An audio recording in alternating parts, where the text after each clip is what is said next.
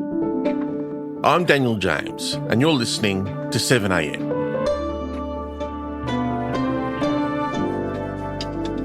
In the aftermath of the Bondi terror attack, the country is grieving. It's a moment that calls for unity and for leadership. But what we've seen is something else. Within days, political lines hardened. A former Prime Minister stepped in, the opposition shifted its message, and international leaders joined the chorus. With political venom so close to the surface, it revealed something deeper about how crisis is now handled in Australian politics. Today, Press Gallery veteran Paul Bongiorno on the gap between who we want to be and who we are. It's Saturday, December 20.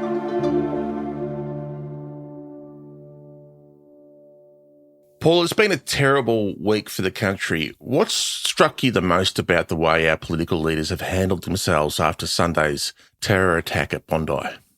Well, Daniel, it has been a terrible week for the country, but we can't gainsay that it's been a completely shocking week for the Jewish community and for the grieving families in Bondi.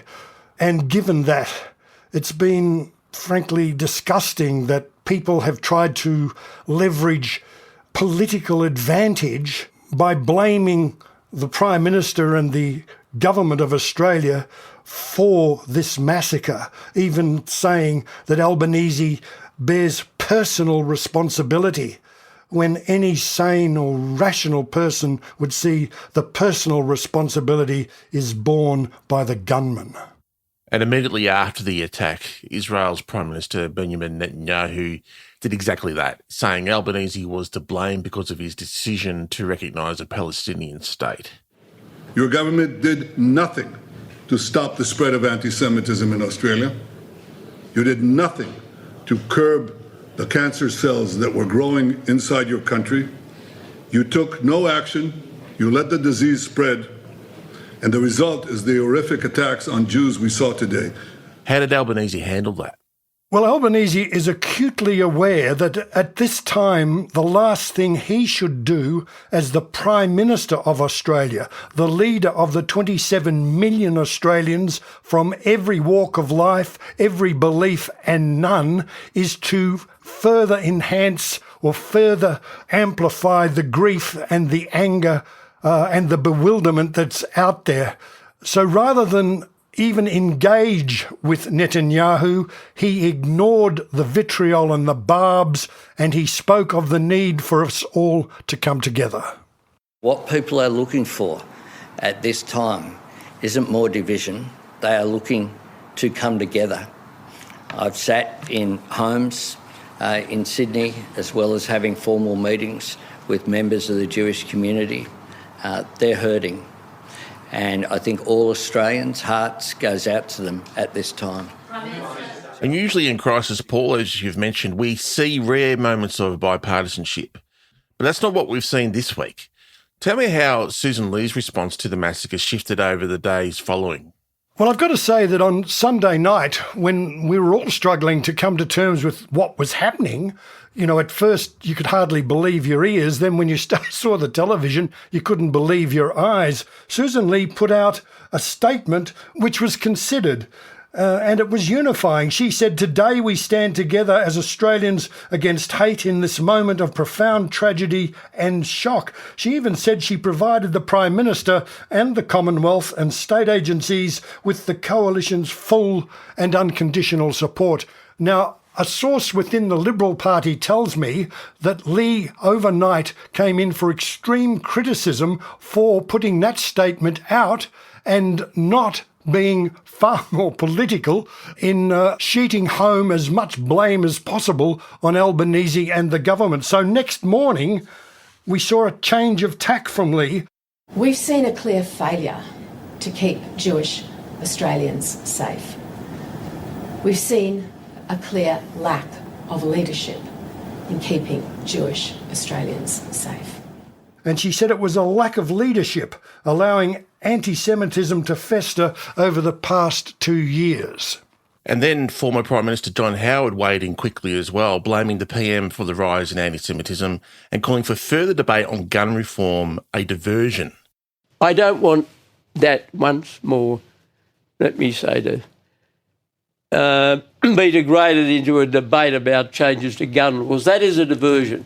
The issue here is anti-Semitism. The failure over the last 2 years has been that of the federal government, led by the Prime Minister, Anthony Albanese, to bring sufficient energy to a broad-based attack on the evil of anti-Semitism.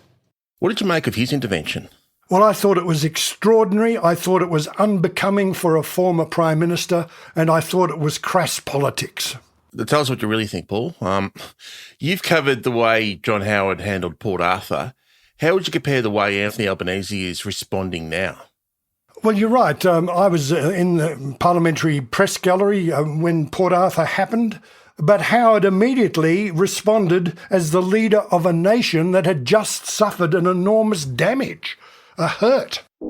Prime Minister John Howard revealed his plans for strict new gun laws in the federal parliament late today. We need to achieve a total prohibition on the ownership, possession, sale and importation of all automatic and semi-automatic weapons. And he was fully supported in that by Kim Beazley, the leader of the opposition. And when Howard decided that what Port Arthur demonstrated was that Australia's gun laws did not offer enough protection to Australians, he moved, and he moved against outspoken elements of his base, particularly in the National Party, that repeated the slogan that we're hearing again now, that guns don't kill, people kill. Well, people with guns do kill, and Howard appreciated this and brought in far-reaching gun reforms against some outspoken opposition, but with the full support of Kim Beazley and the Parliament. This week, the government has been blamed for not doing enough to stamp out a rise in anti-Semitism. It's now been almost 6 months since Gillian Segal handed down her report laying out what she thinks needs to be done to deal with anti-Semitism. So has the government failed in not at least responding to what she had to say one way or another until after the attack?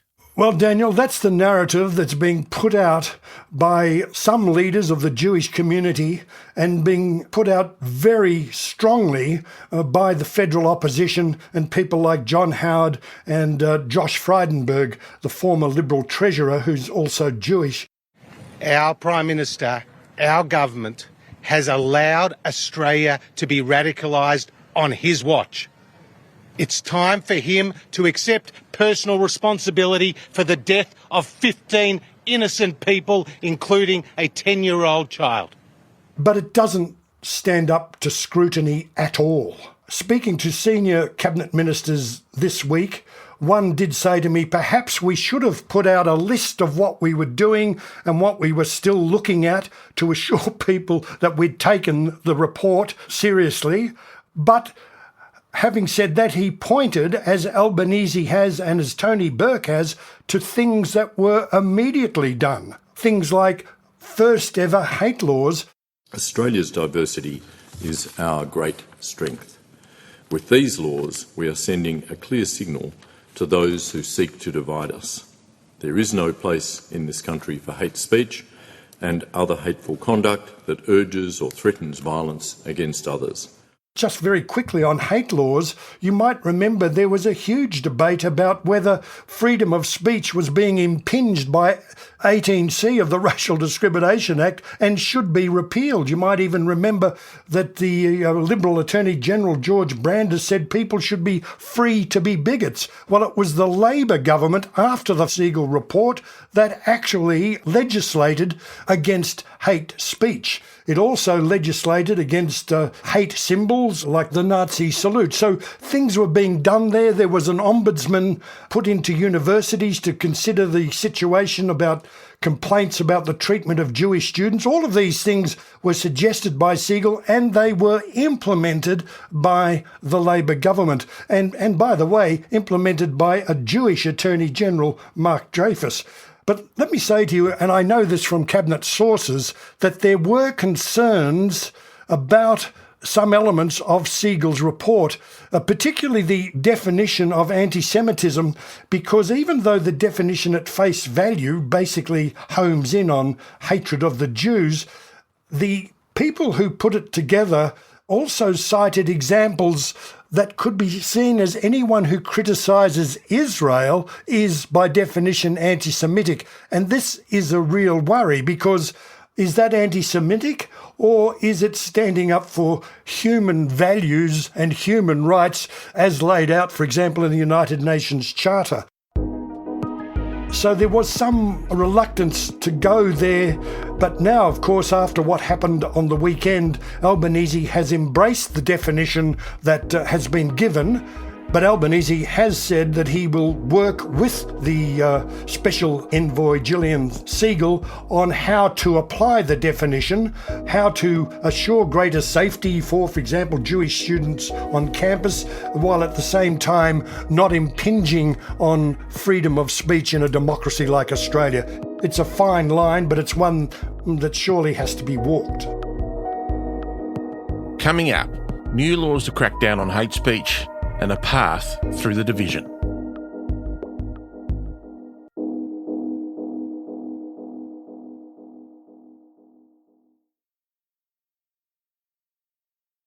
Paul, on Thursday, Anthony Albanese announced his 5-point plan to end anti-Semitism. What's in it? Well, there's quite a lot in it, Daniel. The 5-point plan homes in on hate speech. Firstly, the Attorney-General and Minister for Home Affairs will develop a package of legislative reforms to crack down on those who spread hate, division and radicalisation. It makes it an aggravated offence for preachers and leaders who promote violence. It increases penalties for hate speech that does promote violence. Makes hate an aggravating factor for sentencing crimes and for online threats and harassment. Fourthly, developing a regime for listing organisations whose leaders engage in hate speech, promoting violence or racial hatred. And fifthly, developing a narrow federal offence for serious vilification based on race and/or advocating racial supremacy. That last point will be quite difficult because governments, Labor and Liberal, have not known what to do about vilification, given that some of Australia's senior church leaders were worried that vilification laws could stop them, for example, preaching a belief that many of them have that homosexuality is a grave sin, for example. Paul, the Liberal Party used to be the party of free speech. Like you said, they spent years trying to water down the Racial Discrimination Act. How significant has the shift been from them this week in relation to free speech? It's been mightily significant, but it is of a piece with the way in which John Howard responded to 9/11, where a raft of new laws were brought in, with many human rights lawyers warning that we were chipping away at the very foundation of our free democratic society. So there is a record, if you like. The Coalition has a record of encroaching on freedoms in the name of keeping us safe. And even though, as you say, they were opposed to elements of the Racial Discrimination Act on the basis of free speech, I think last Sunday has absolutely changed the context, not only for the Coalition and the Liberals, but also for the government. As Tony Burke, the Minister, said in several interviews this week, the emphasis now is on keeping people safe. And finally, Paul, I've been uneasy all week watching how divisive this moment has become. For all the people coming together to try and comfort each other after a national tragedy, there's been people blaming each other and using it as an opportunity to peddle their own agendas. What do you think it would take to lower the temperature? Well, I share with you disgust at the rank opportunism we've seen from politicians and their fellow travellers this week.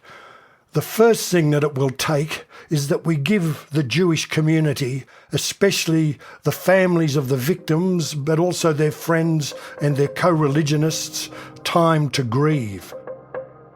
We should give them the dignity to feel their hurt and pain with our arms wrapped around them, but not trying to leverage anything from this pain other than rebuild a sense of belonging, a sense of justice and a sense of recovery. That's going to take time. It won't be helped by thoughtless or inflamed rhetoric, but it's a task that the whole nation, every one of us, has to embrace. Paul, thank you so much for your time. Have a safe and happy Christmas and a grand Happy New Year. Thank you very much, Daniel. The same to you and all the team at 7am. Tomorrow has been declared a day of reflection to one of the victims of last Sunday's attack. Prime Minister Anthony Albanese has also said there will be a national day of mourning, which he will confirm in the new year.